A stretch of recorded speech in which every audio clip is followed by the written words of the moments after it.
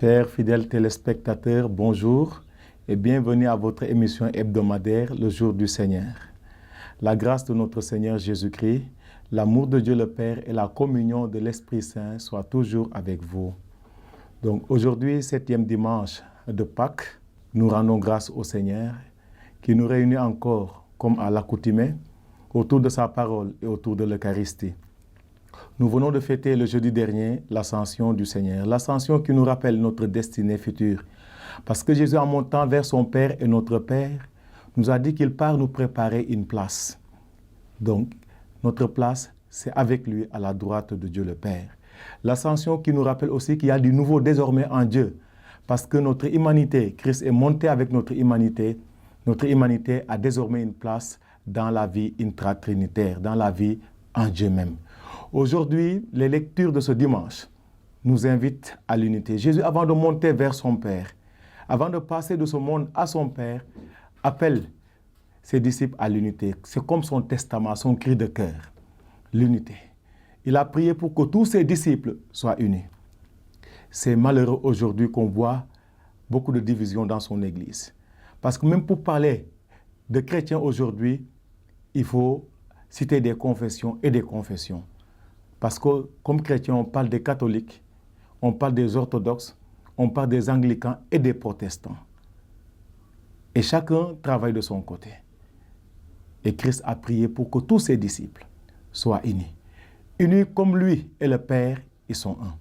Parce que dans l'évangile de ce jour, on sent ce mouvement-là. Jésus qui dit, Père, qu'ils soient un comme nous sommes un, toi en moi et moi en toi. Donc la volonté du Christ, c'est que nous soyons unis. Une unité, certes, qui ne veut pas dire uniformité. Parce que c'est le pape Benoît XVI qui attire notre attention sur cela, en nous disant que l'unité ne veut pas dire l'uniformité. Parce qu'on peut être unis dans la diversité. On peut être unis autour de l'idéal qui est la mission. On peut être unis autour d'une personne qui fait la jonction de notre foi qui est Christ. Donc, chers amis, nous sommes appelés à mettre Christ vraiment au centre de notre vie.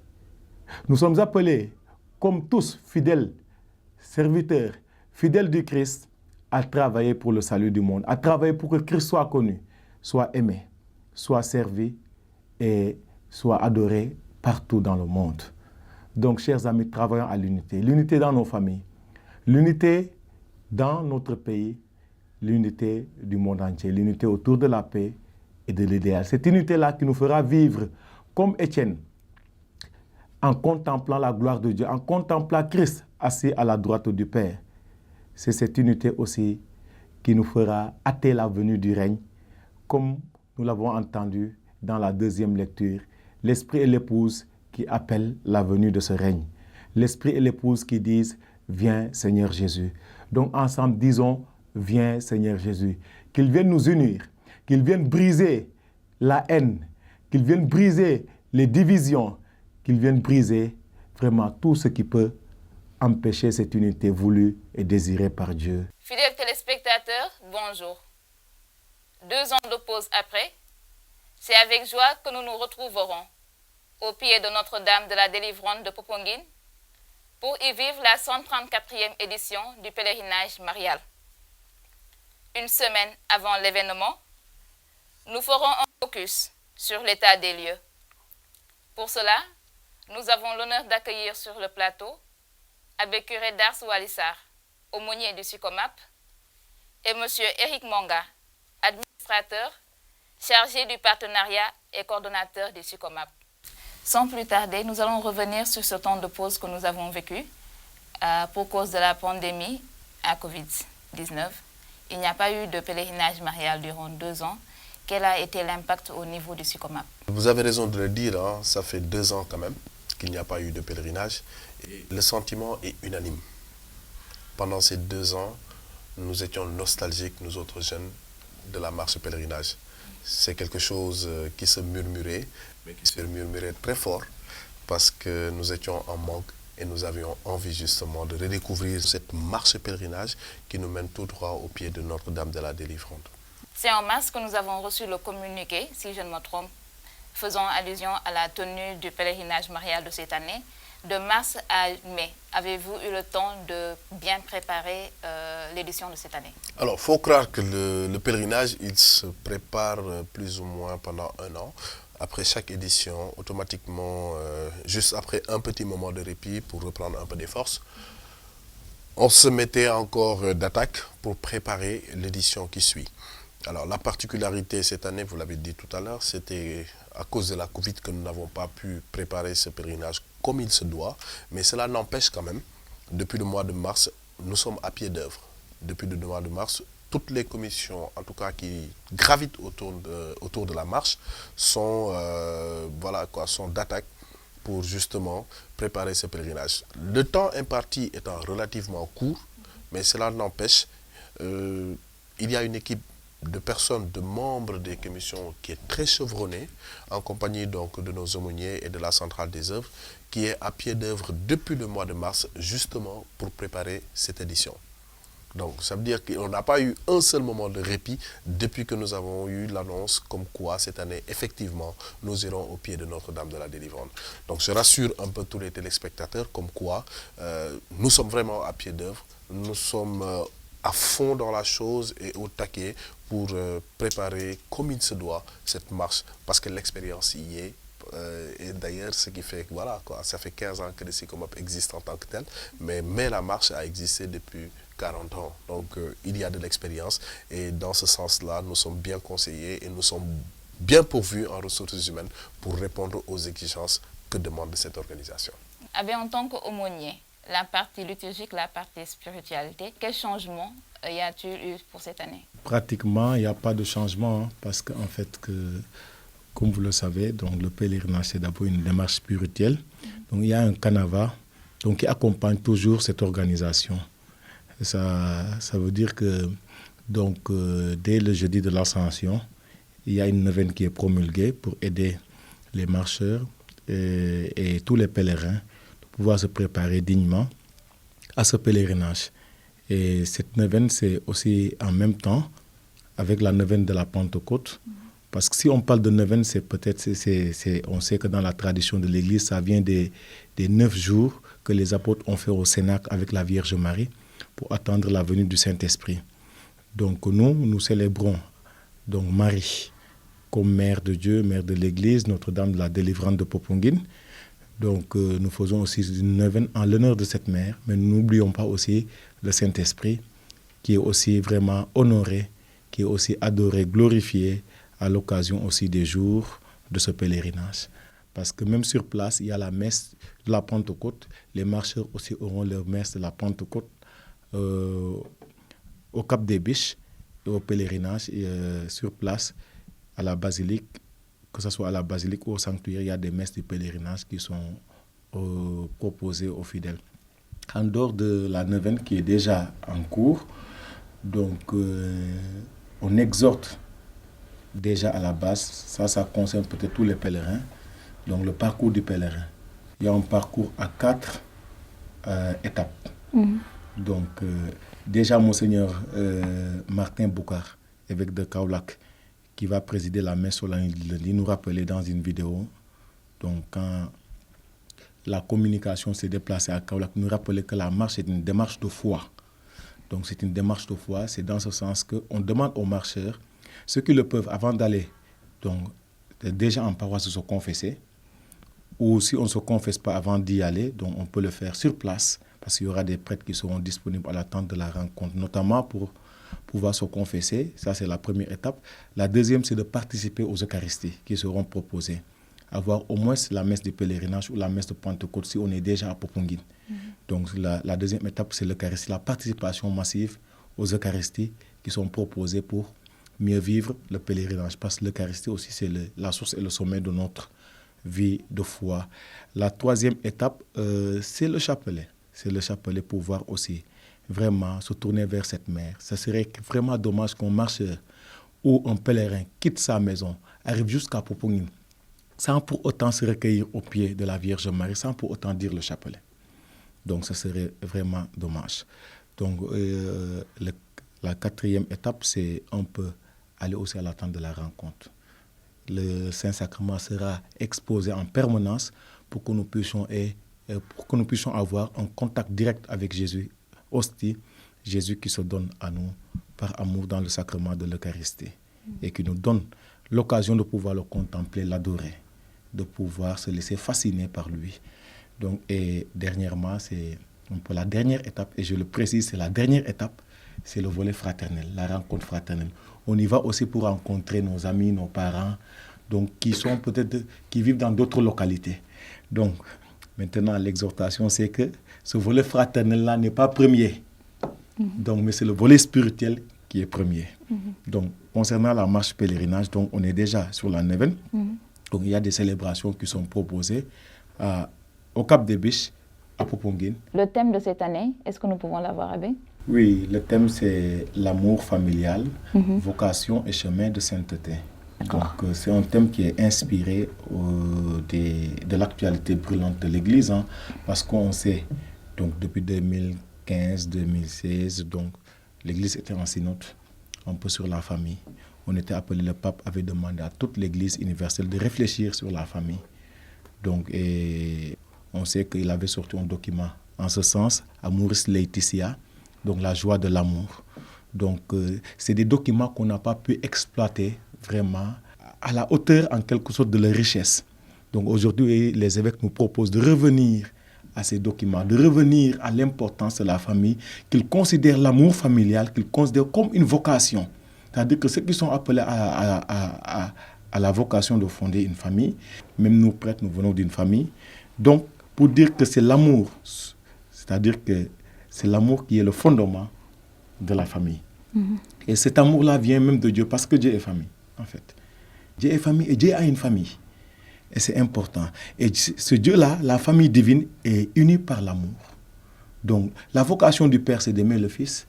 La vocation du Fils, c'est d'aimer le Père. La vocation de l'Esprit, c'est d'aimer le Père et le Fils. Donc, il y a une circulation d'amour.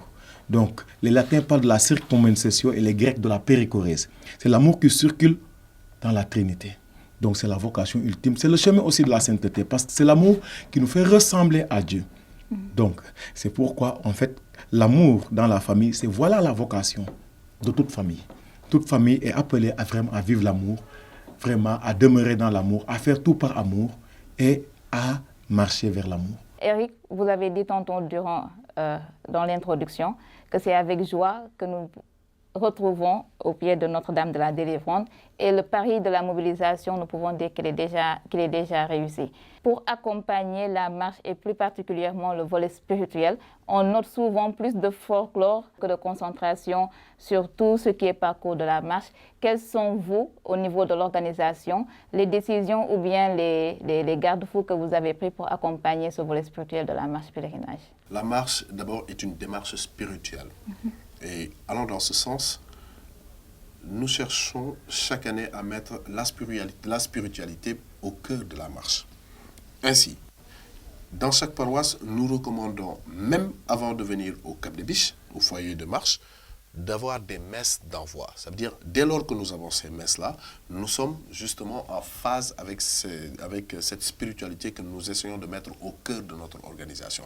Donc, on commence d'abord par ces messes d'envoi en paroisse. Ensuite, quand on arrive au Cap des Biches, on sent l'ambiance en tant que telle, mais c'est une ambiance qui doit être feutrée, disons, de spiritualité. Parce qu'il y a déjà une prière à l'accueil pour chaque paroisse qui foule le sol du Cap des Biches. Ensuite, nous avons l'exposition du Saint-Sacrement, nous avons une messe que nous partageons tous ensemble. Mais pour parler de la marche concrètement en tant que telle, c'est vrai, on l'avoue, il y a beaucoup de folklore dans la marche, mais il faut avouer que, tout à l'heure, c'est-à-dire notre aumônier le disait, il y a les rencontres fraternelles. Les rencontres fraternelles, et quand les jeunes se regroupent, il y a ce débordement de joie qui ne s'explique pas. Mais toujours est-il qu'il y a des points de prière qui sont très bien définis dans le carnet des marcheurs. À partir du moment où on sort du Cap des Biches, il y a tel mystère qui va être récité jusqu'à l'entrée de Popenguine. Tout est bien spécifié avec une chronologie dans tous les mystères par rapport à la récitation du chapelet. Donc, justement, ce carnet des marcheurs, il permet de donner le canevas de prière qui est proposé à tous les marcheurs. Et d'ailleurs, c'est la raison pour laquelle nous invitons, en tout cas, tous nos marcheurs à suivre à suivre ses recommandations, parce qu'il ne faut pas qu'on l'oublie. La marche, c'est une démarche spirituelle. C'est d'abord cela.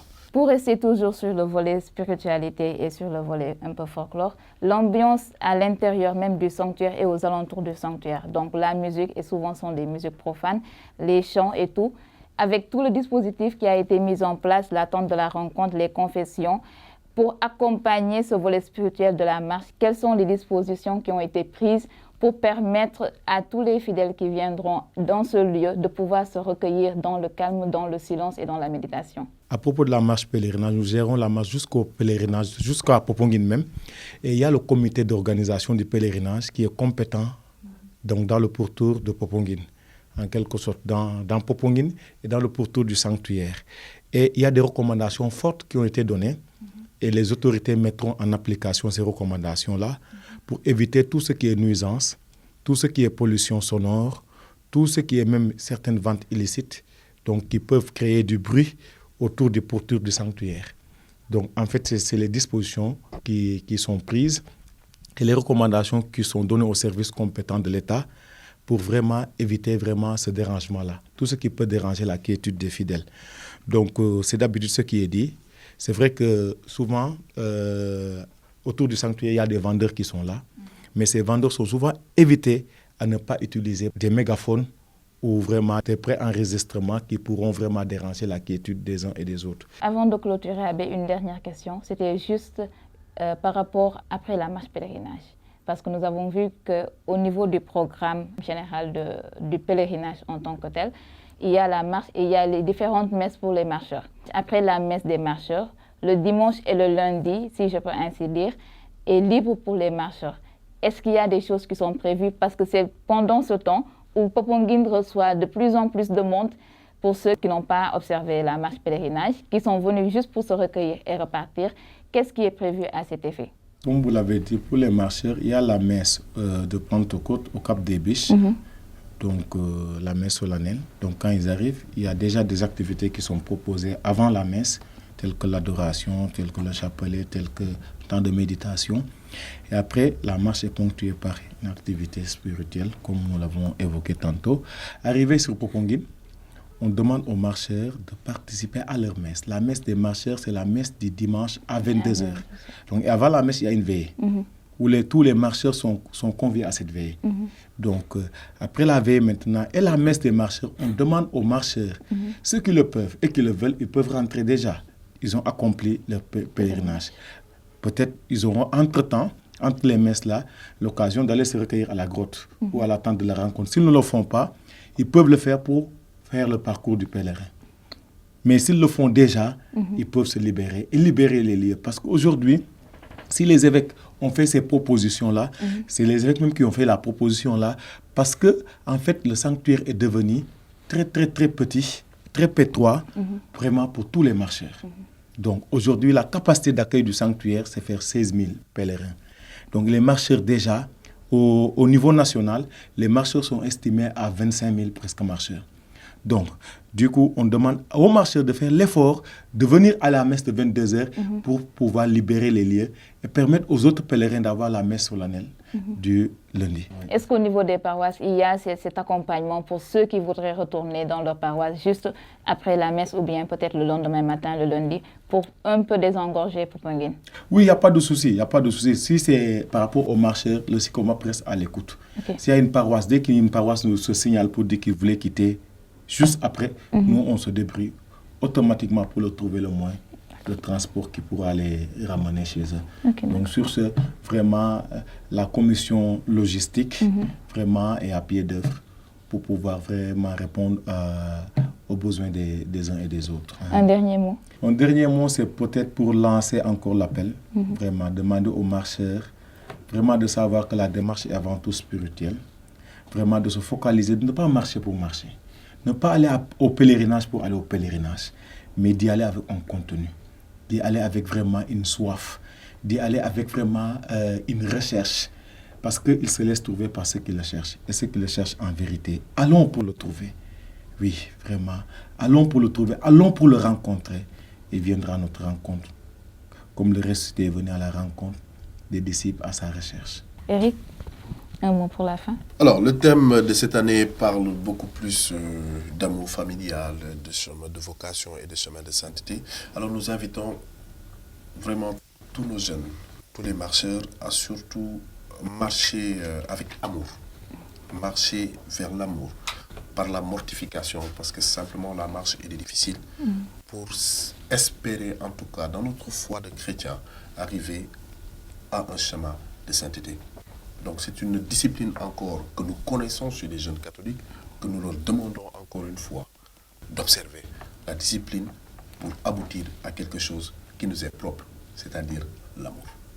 Merci beaucoup Eric, merci beaucoup Abbé. Merci surtout d'avoir répondu présent à cette invitation. Fidèles téléspectateurs, c'était votre page focus sur la 134e édition du pèlerinage marial de Popenguine. Nous vous donnons rendez-vous dans 7 jours à Popenguine et vous souhaitons un bon dimanche.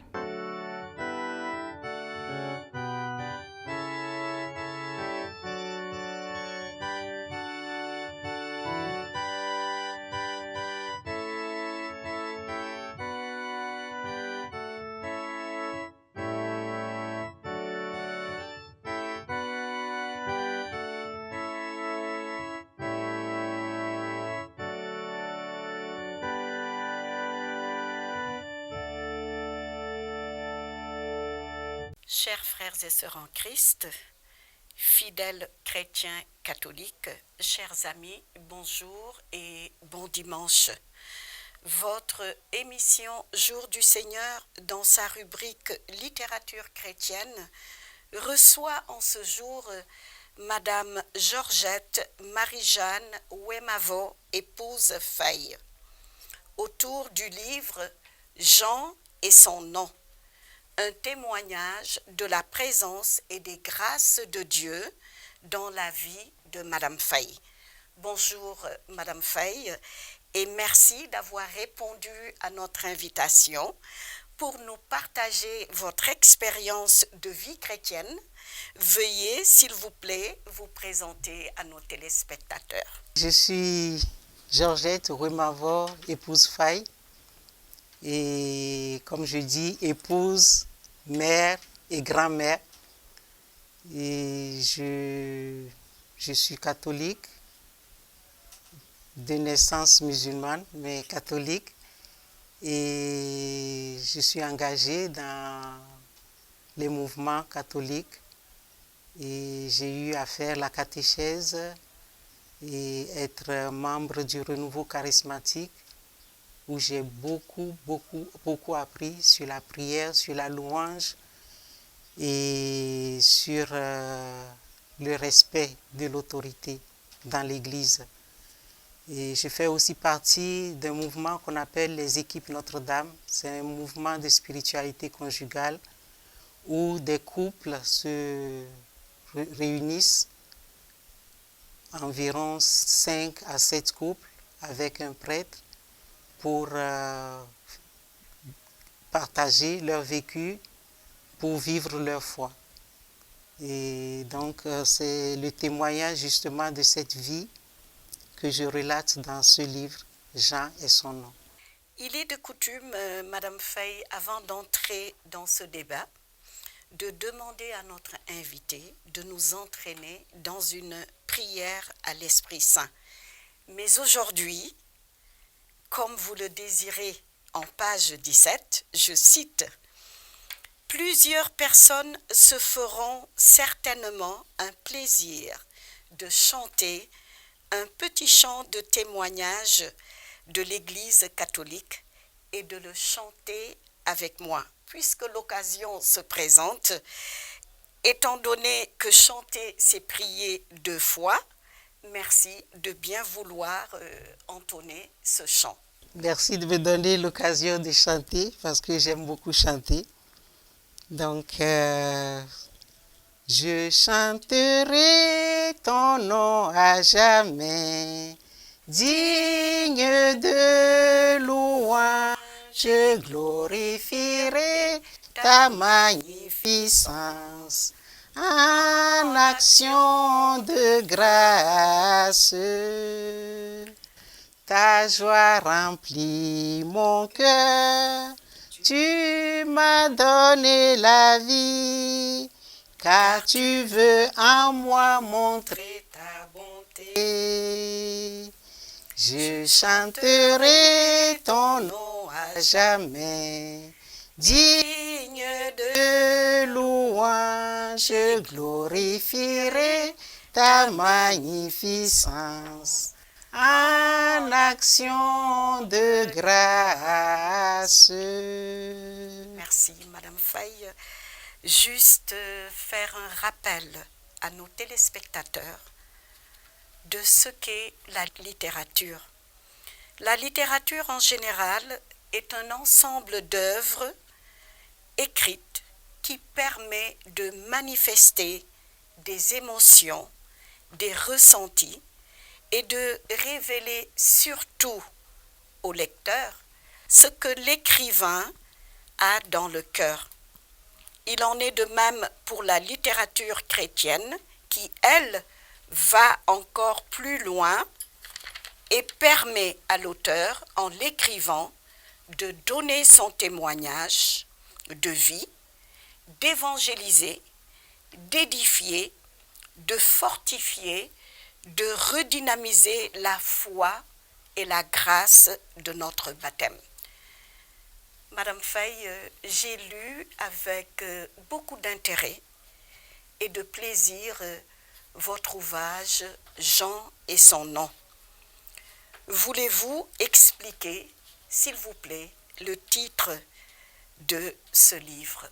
Je vais commencer par dire d'abord que j'ai une grande dévotion pour Saint Jean-Baptiste, le cousin de notre Seigneur Jésus. Et en plusieurs étapes de ma vie, j'ai été interpellée par des paroles qu'il a dites. Mais dans le titre « Jean et son nom », c'est à l'occasion de sa naissance. Son père avait douté qu'il puisse avoir un enfant, sa femme et lui, Sainte Élisabeth. Et donc, pour ce doute, après ce doute, il a perdu l'usage de la parole. Et le jour de la naissance de l'enfant, on a demandé à la maman comment s'appellerait l'enfant. La maman a dit Jean est son nom. Et les gens se sont dit que dans la famille, qu'il n'y a personne qui s'appelle comme ça. Ils ont demandé au père de confirmer ce que la maman a dit. Et il a pris, on lui a donné un papier, il a écrit Jean est son nom. Jean, qu'est-ce que ça veut dire? Chaque nom, normalement, a une signification. Jean, ça veut dire Dieu fait grâce. Dieu nous fait grâce à nous tous, tout au long de notre vie. Il suffit de faire attention et on le remarquera. Et au moment où il a mis dans mon cœur l'idée d'écrire ce livre, une fois que le livre a été écrit, puisque c'est un témoignage des merveilles de Dieu dans ma vie, je me suis posé la question de savoir quel titre donner à ce livre, un titre qui frappe. Et c'est comme ça que j'ai été inspiré par Jean et son nom. C'est comme si le Seigneur me disait que le livre s'appellerait Jean. Jean qui veut dire Dieu fait grâce. Donc, le titre de ce livre, on peut dire, c'est Dieu fait grâce. Dieu fait grâce. La grâce d'une vie qui traduit l'intimité avec Dieu. En page 18, vous dites « Mes frères et sœurs et moi avons tous reçu le baptême musulman à la naissance. Pour notre éducation scolaire et religieuse, papa nous a inscrits dans de bonnes écoles catholiques. » Madame Faye, comment s'est passée la transition vers la vie chrétienne? Effectivement, nous avons été tous baptisés musulmans à la naissance. Mais nous n'avons pas eu l'occasion de suivre une formation coranique en ce moment. Et donc, bon, on était de simples musulmans par le baptême, mais nous n'avions pas la pratique. Et quand fut arrivé le moment d'aller à l'école, notre père nous a mis dans des écoles catholiques. Et donc, en ce moment, à l'école catholique, on pouvait suivre la morale pour ceux qui n'étaient pas chrétiens et l'enseignement catholique pour ceux qui étaient catholiques. Et donc, nous, on était là-bas, les sœurs ont proposé qu'on suive la formation. Cela ne nous engageait à rien et on l'a suivi. Et c'est comme ça que nous avons pu avoir cette formation. Et notre papa, ni nos mamans, je le dis dans le livre, n'ont opposé une résistance quelconque. Parce qu'ils se disent, mieux vaut avoir quelqu'un qui pratique sa foi que quelqu'un qui ne pratique pas du tout. En page 26, après l'internat, les études supérieures, l'université, votre foi faiblit. Vous dites, je vivais un peu loin de Dieu et je n'allais plus à la messe le dimanche. Que s'est-il passé? Je ne peux pas très bien l'expliquer, mais je pourrais dire que c'est l'ambiance.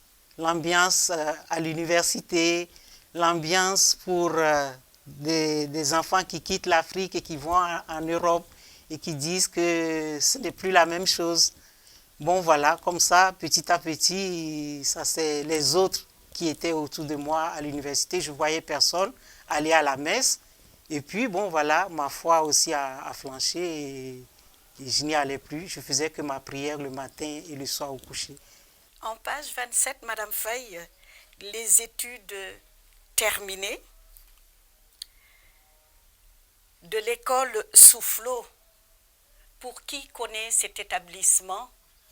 Un établissement de renommée internationale. La grâce de Dieu vous poursuit. De Paris, et là, vous faites l'une des rencontres les plus importantes de votre vie.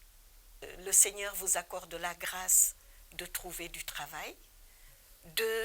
Du Bénin, vous allez au Libéria, et là, le plan de Dieu s'accomplit. Vous rencontrez votre âme sœur, tant sur le plan personnel que spirituel. Pouvez-vous nous expliquer comment cette rencontre vous a permis de renouer avec le Seigneur? Parce que pour qui connaît Monsieur Fay, la famille Fay de la rue 10, nous savons que c'est une famille catholique pratiquante et très engagée. Effectivement. Et je l'ai dit dans mon livre aussi, au moment où j'allais au Libéria, je sortais d'une déception sentimentale. Donc, à la relecture de ma vie, je me disais que c'était quelque chose que le Seigneur me préparait. C'était peut-être pas celui qu'il me fallait. Donc, arrivé au Libéria, et je l'explique, l'ambiance, les gens avec lesquels je travaillais, et tout le monde était très sympathique. J'ai rencontré effectivement mon époux François et Dieu a fait que lui, il était très très très pratiquant. Il n'a jamais eu de crise de foi comme moi, bien qu'ayant fait ses études aux États-Unis. Et donc, quand on s'est rencontrés, évidemment, le premier dimanche, il me dit, bon, tu vas à la messe? Je lui dis, oh, je ne sais pas. Et il me dit, bon, si tu veux, je viens te chercher. Par amour pour lui, en ce moment, ce n'était pas encore pour le Seigneur. J'ai accepté, donc il est venu me chercher. Et tous les dimanches, il venait me chercher, on allait ensemble à la messe. Et c'est comme ça que j'ai renoué avec la foi, grâce à celui que le Seigneur a mis sur ma route. Dieu fait grâce. Effectivement. Du Libéria, vous rentrez au Sénégal. l'Esprit vous transporte et vous découvrez le renouveau charismatique catholique. En page 40, je cite, « J'appris que les prières dans ces groupes avaient lieu le mercredi. Je décidai de m'y rendre et j'ai aussitôt aimé les chants de louange et d'adoration. Ce courant spirituel vous oriente davantage dans l'engagement pour l'Église, la vie de prière intense, la proximité avec Dieu. Parlez-nous de votre expérience charismatique. » Le renouveau charismatique a été un grand tournant dans ma vie spirituelle. Au renouveau, j'ai appris diverses sortes de prières, en plus de la prière du Notre Père que je récitais d'habitude. C'est au renouveau que j'ai appris le chant de louange. J'aime chanter, je ne cesse de le dire, et ça a été d'ailleurs ce qui m'a captivé. La première fois que j'ai rencontré les gens du renouveau, j'ai rencontré des gens joyeux qui chantaient. Et donc après, quand j'ai commencé à fréquenter le groupe de prière, j'ai appris la méditation de la parole. On se retrouvait en des groupes où on méditait la parole de Dieu et on recevait très souvent des enseignements sur la foi chrétienne, des enseignements sur l'Église et notamment sur l'obéissance aux autorités de l'Église. Nous, dès le début, il nous a été dit que même si nous sommes laïcs, même si nous nous croyons remplis de l'Esprit Saint, l'humilité nous demandait d'être obéissants à l'autorité. Et d'ailleurs, c'est ce que le Seigneur demande. Jésus-Christ est notre modèle. Et lui, il s'est fait obéissant jusqu'à la mort. Et actuellement, on apprend que dans le renouveau, certains ne veulent pas obéir parce qu'ils pensent que c'est ce que Dieu a mis dans leur cœur qui importe. Et je trouve que c'est quand même regrettable. Parce que dans les débuts du renouveau, ce n'était pas ça. Et je me rappelle une année, le frère Jean Plia, paix à son âme, était venu au Sénégal et parmi ses exhortations figurait cette obéissance aux autorités de l'Église.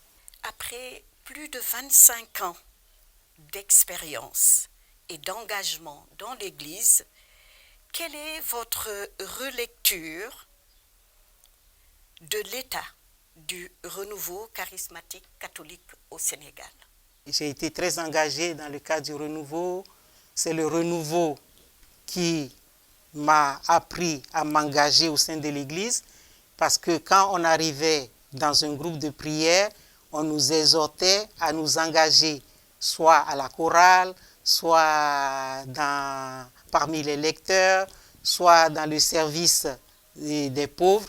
En tout cas, on était invités à nous engager pour rendre service aux autres dans l'Église. Et donc, c'est effectivement ce que j'ai appris du renouveau charismatique et je suis reconnaissant à ce mouvement pour cela. Quel conseil donnerez-vous aujourd'hui à la relève? Parce qu'il y a une relève. La jeunesse s'est imprégnée de ce mouvement. Quel conseil donnerez-vous à ces jeunes pour que ce regain spirituel puisse continuer à produire du fruit dans la vie des croyants? Ce que je conseillerais aux jeunes, ceux qui y sont et qui ont vraiment déjà cette foi, cet engagement, qu'ils persévèrent. J'insiste encore sur l'obéissance aux autorités. J'insiste beaucoup là-dessus parce que l'Église, l'Esprit Saint que nous avons, c'est un esprit d'ordre, ce n'est pas un esprit de désordre. Donc, un esprit aussi d'humilité qui nous invite à l'humilité. Donc, ceux qui y sont, qu'ils puissent, pour vraiment grandir dans leur foi, pour grandir dans les charismes, ces deux qualités sont très importantes. Bon, maintenant, ceux qui n'y sont pas encore, je peux dire que c'est vraiment un mouvement qui nous permet de grandir dans notre foi. En plus de la catéchèse que nous avons suivie pendant notre enfance ou même à l'âge adulte, le renouveau est aussi une école de formation. Formation à l'écoute et à la méditation de la parole de Dieu, une formation pour le service, une formation pour mieux s'aimer entre frères et sœurs, mieux aimer Jésus et nos frères les saints. Voilà ce que je peux dire. Donc vraiment encourager les jeunes à militer dans ce mouvement, à respecter ce qui se fait.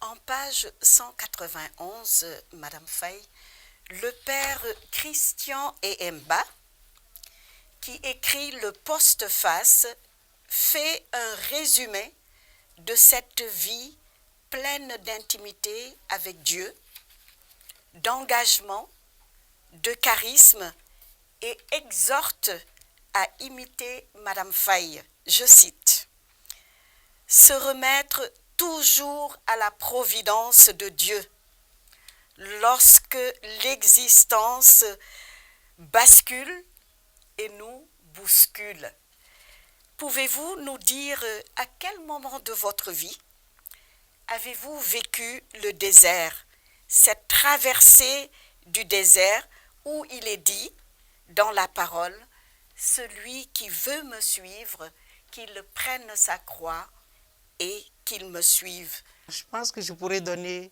2 petits témoignages. La première fois où je peux dire que mon existence a basculé, c'est quand j'étais en classe de seconde dans une école privée catholique payante. Brusquement, à la suite d'une maladie, je perds mon père. Disons, mes frères et sœurs, nous perdons notre père, si aimé.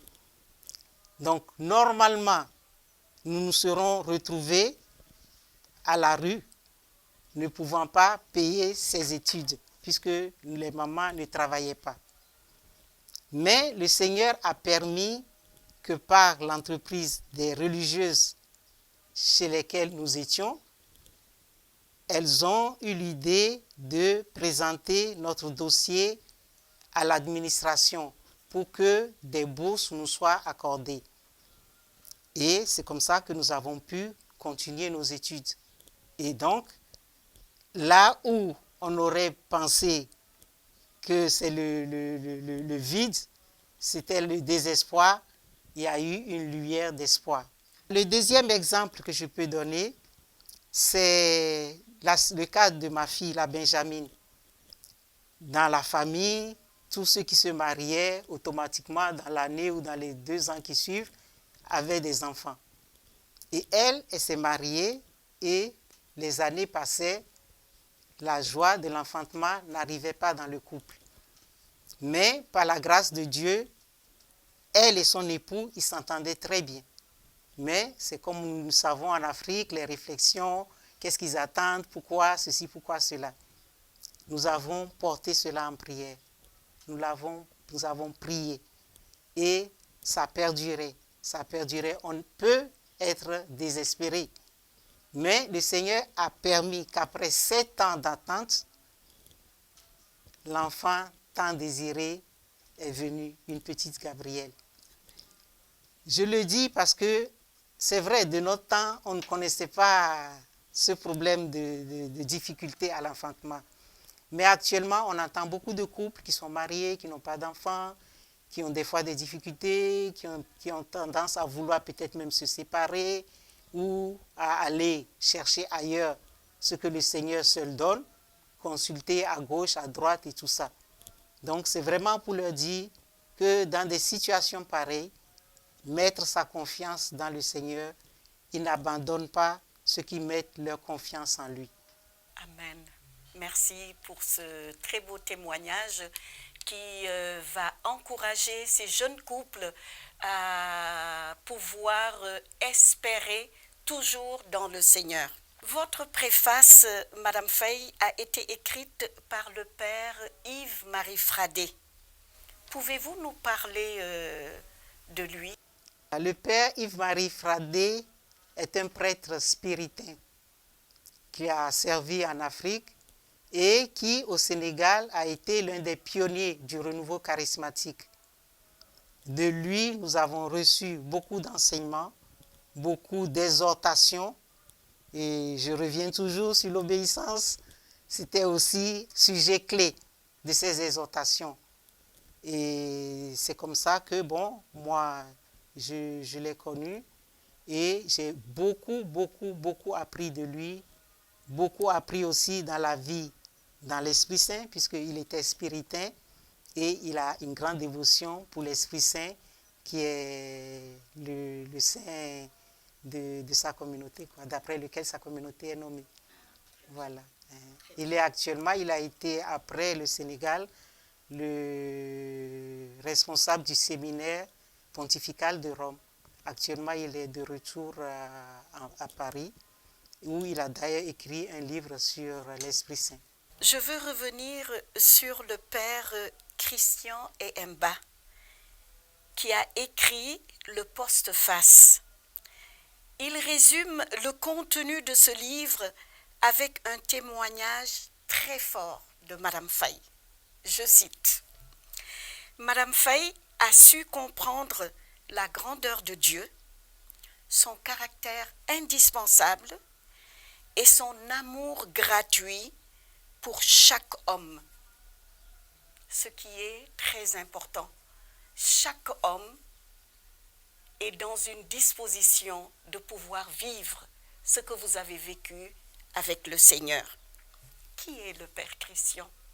Le Père Christian est un prêtre piariste. Je suis de la paroisse des Martyrs de l'Ouganda et les prêtres piaristes, ce sont les prêtres responsables de cette paroisse, parmi d'autres. Et en plus de cela, le Père Christian est aussi un prêtre qui est membre des équipes Notre-Dame, des prêtres qui accompagnent les couples et dans la spiritualité des équipes Notre-Dame. Il a eu à occuper le poste de conseiller spirituel du secteur. Il est présentement le supérieur provincial des écoles PI, comme on dit, des piaristes de l'Afrique de l'Ouest. Donc, il est aussi mon conseiller spirituel actuellement. Amen. Madame Faye, ce livre est très enrichissant. Merci de nous avoir donné de votre temps et de nous avoir enrichis à travers ce livre de cette spiritualité. Où est-ce qu'on peut trouver ce livre? Ce livre se vend à Claire Afrique et il est aussi exposé au monastère de Cœur Moussa. Donc c'est un livre que je recommande, non pas parce que c'est le mien, mais d'après certains témoignages, c'est un livre à lire et à offrir. C'est un livre à avoir dans les familles parce qu'il parle de la famille, il parle de la prière, il parle de l'engagement chrétien. Donc toute personne qui serait intéressée ou tout simplement une manière de faire la relecture de sa vie. Et j'aurais souhaité de tout cœur que toute personne qui lirait ce livre s'asseye un jour pour se demander, et moi, qu'est-ce que le Seigneur a fait pour moi? Comment le Seigneur m'a conduit tout au long de ma vie? Que cette personne puisse le partager et pourquoi pas que cette personne aussi puisse écrire un livre à partager avec d'autres. Comme ça, ceux qui lisent ce témoignage ou ces témoignages pourront se dire, si Dieu a fait telle chose, telle merveille dans la vie de telle et telle personne, une personne lambda qui n'a rien d'extraordinaire, il peut aussi le faire dans ma vie. parce que Dieu ne fait pas de différence entre les personnes. Nous sommes tous ses enfants et nous aime tous de la même manière. Madame Faye, en page 176, vous parlez de la dévotion à Luisa Picaretta, une mystique italienne, et de la vie dans la divine volonté. Pouvez-vous expliquer aux téléspectateurs cette dévotion? La dévotion dans la divine volonté, c'est différent de faire la volonté de Dieu. Vivre dans la divine volonté, c'est essayer de tout vivre, de tout faire uni à Jésus. Par exemple, quand je veux manger, je dis c'est Jésus qui mange et moi je mange avec lui. Donc c'est Jésus que je mets en devant, pas moi, je renonce à ma volonté. Si je dois prier, je dis c'est Jésus qui prie, je prie avec lui.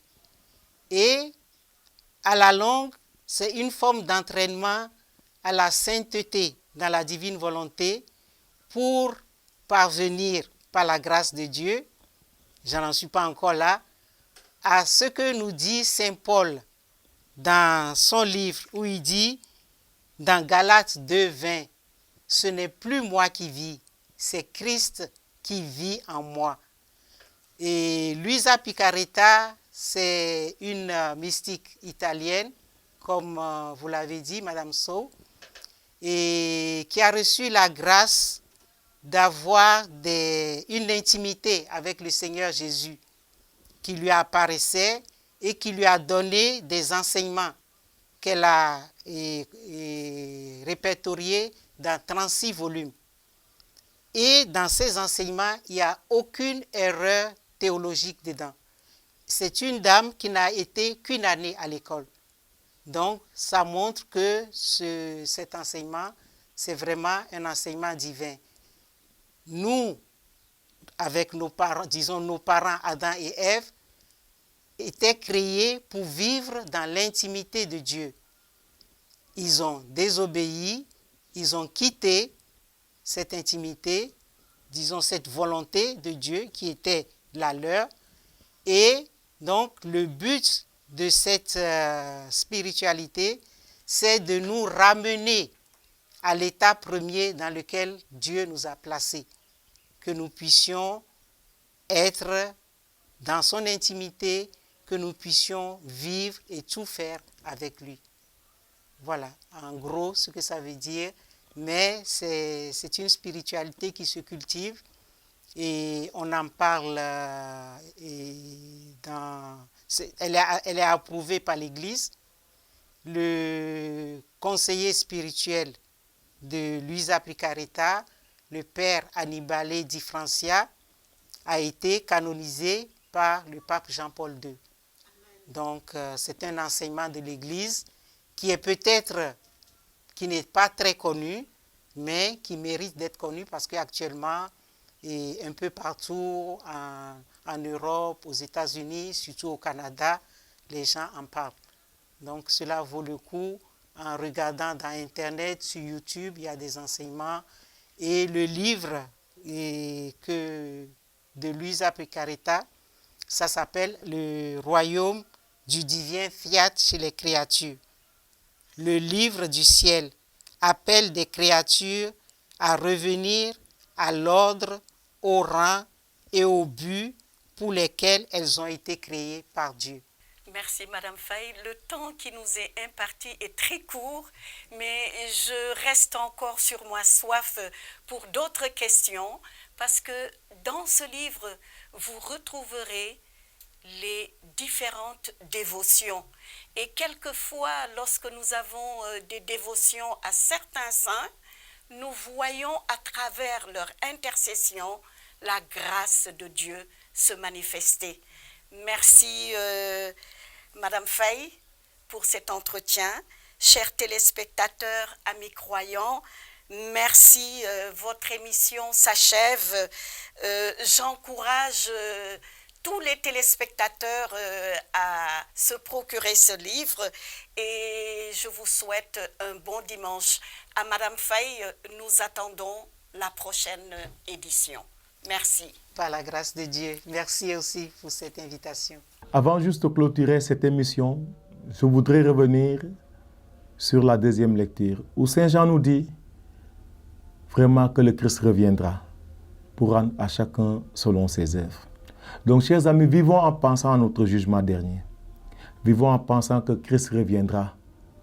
Et il dit que la couronne de la victoire, c'est pour celui qui veille et qui l'attend dans la prière et la pratique des bonnes œuvres. Donc, sur ce, nous vous souhaitons un bon dimanche et une sainte semaine dans le Christ.